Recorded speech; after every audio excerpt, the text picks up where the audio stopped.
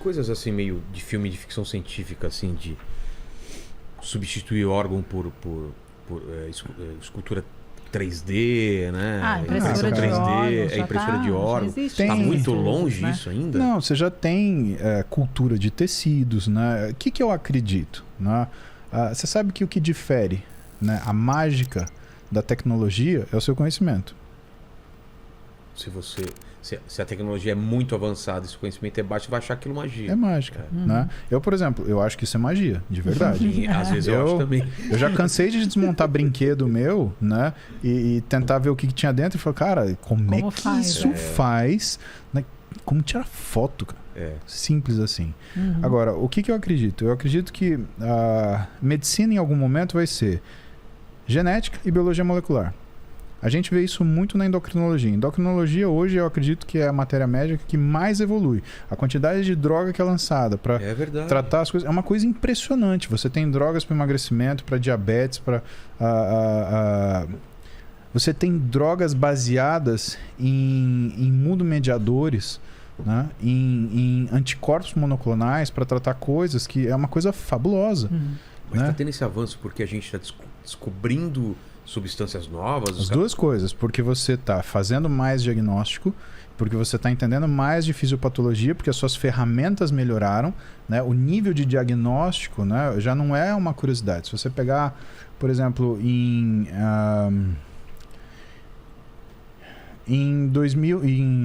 2007, por exemplo, você começou a conhecer o que era a fisiopatologia da fome, que em 1995 não se fazia ideia. Então o pessoal falava assim, mas como é que se relaciona o núcleo arqueado? Em 95 ninguém sabia.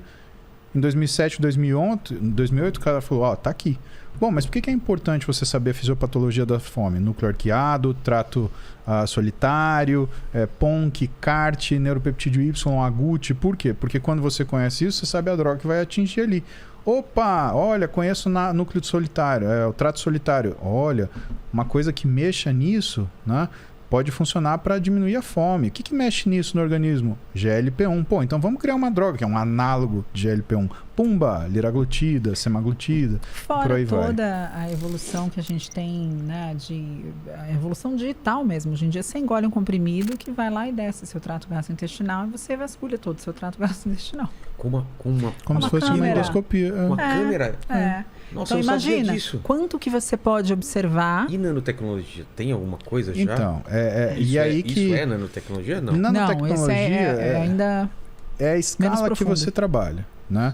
Mas aí eu estava te falando, né? Por que eu acho que vai ser biologia molecular e genética? Porque, por exemplo, a gente conheceu o gene. Só que a gente não sabe tratar nada de gene. Então, quando teve aquela revelação que mapeamos o código genético, eu falei, pronto, agora... Então, mapear o código genético não significa que você consiga reconstruir ele. A história é a seguinte, descobri que a Terra é redonda. Ótimo, chega no Polo Norte. É outra aventura. É um papo completamente diferente. Sei como funciona. O que a gente está fazendo agora? A gente mapeou. Sabe? Então, o que a gente está fazendo? Nem essa resposta, eu ou o Paulo, a gente é capaz de falar para você tudo que a gente está fazendo. Porque a gente teria que baixar em todas as plataformas, né, que existem de pesquisa científica, todos os clinical trials que estão acontecendo nesse momento. Exatamente. São milhões, tem um monte de são gente, milhares. Cada cientista em um lugar do mundo está estudando o gene que acha... uma coisinha que às vezes é desse tamanho, você não vai fazer nada com aquilo. O Alzheimer. Mas é a partir daquilo que uma tecnologia é construída. E quando tiver tudo isso conhecido, provavelmente a gente vai ter drogas que fazem isso. Eu acredito que assim, em uns 500 anos talvez, né? A gente não vai ver isso. A gente, não o ser humano... 10, 20 anos? Não é, Vilela, porque é muita, sabe... Existe muita coisa envolvida, são não muitas é só a barreiras descoberta. Que são barreiras tecnológicas. E né? éticas, né? E a bioética. Então, tem toda uma questão tem um tempo, que... Né? Exato. Não pode sair. Exato, tem que ser seguro, tem que ser seguro. Vamos pegar, por exemplo, esse mote da impressão de órgãos. Né? E isso, aparentemente, se caminha para se criar uma tecnologia que faça isso. O ser humano vai ser virtualmente imortal. Por quê? Porque Teve problema no coração? Agora, Troca. como Teve problema no será? fígado? Troca. Cérebro. Então, só que aí cérebro, o que acontece? Você tem que entender o que são as doenças degenerativas. Quando entender completamente o que são as doenças degenerativas, salvou o cérebro. Você vai ter um ser humano que vive quanto? 200, 300 anos. Cara, E aí tem uma questão, tudo que você construiu, como que você põe as memórias nesse cérebro? Eu assisti um filme Como agora você vai ser sobre você? isso.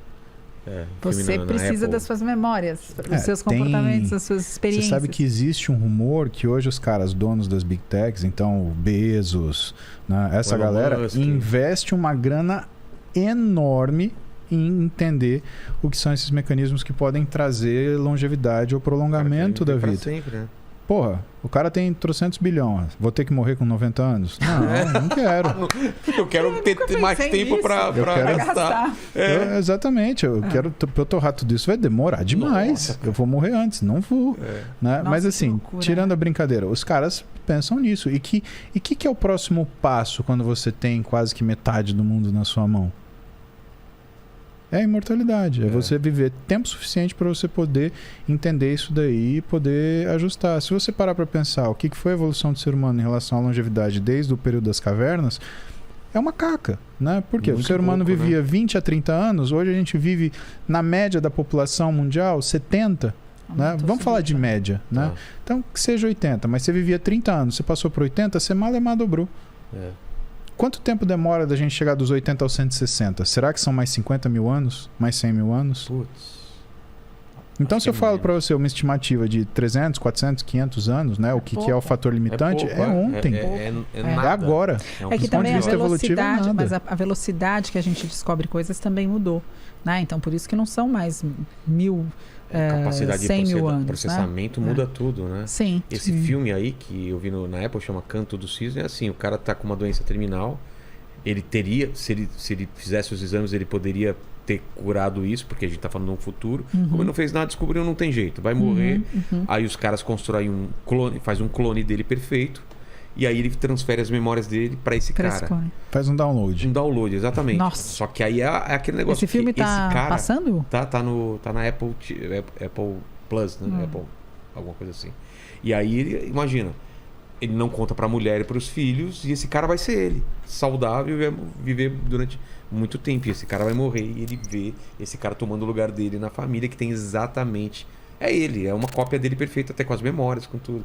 Mas é esse dilema do cara ficar apegado a quem ele é e, putz, é outro cara que vai ter uma vivência que eu não... Que audácia nossa, né? O que a gente tá criando. E que é uma discussão terrível, né? Que é quem é você. Então, tem tudo isso. Quem é você? São suas memórias, exato. seu pensamento... É a sua consciência. É o seu cérebro. Por Será isso que não é uma coisa muito rápida, troca de pessoa? Porque não é difícil a gente imaginar que um dia a gente vai replicar o nosso cérebro para outro lugar, mas esse sou eu, esse novo cérebro. Então, tem um filme, acho que do Keanu Reeves, que fala disso, que é... Toda vez que você bate aqui, eu quero desligar. Aqui. Tá bom. Keanu Reeves... Mas é você, amor. Eu sei que sou eu, mas por isso, né? Tem um filme do Keanu Reeves e tem um filme do... daquele outro cara que eu gosto, do cara que é o Pirata do Caribe. Como é que chama ele? Johnny Depp, né? Que é justamente isso. Ele passa o que é a consciência dele pro computador. Isso. Mas aquilo não é a consequência real, pelo menos você vê no filme, né? Você vê, na verdade, né, um algoritmo, né? Uma imagem de consciência. Né? E aí o que eu penso, na verdade, quando eu observo essas coisas, é justamente discutir. O que é você? Quem é você? Né? É aquilo que a gente está falando. É a nossa consciência, é o nosso cérebro, é um órgão específico. Descobriu? Seria o Cópias do Keanu Reeves? Pode ser, eu acho que é isso daí. De Volta à Vida. Exatamente, o Cópias. Ele faz cópias da família dele. Dá uma olhada qual é eu acho que é o navio de Teseu ou o barco de Teseu. Você já sabe disso que o pessoal usa como exemplo? Eu já ouvi falar, mas eu... O quê? É o barco de Teseu, né?